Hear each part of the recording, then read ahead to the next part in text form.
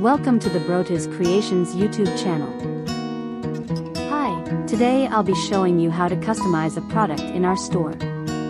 After selecting your product, click on the blue Personalize button. With this product that was chosen, you are able to change the grade teacher or you can leave it as is.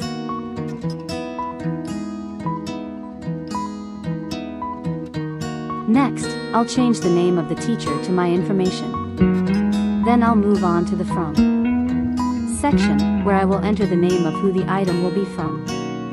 I can customize the back of the product with my information as well.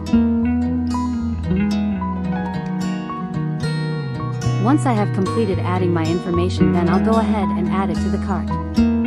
Thanks for shopping with us. Thanks for watching this video. Please like, subscribe, share, and hit the notification bell.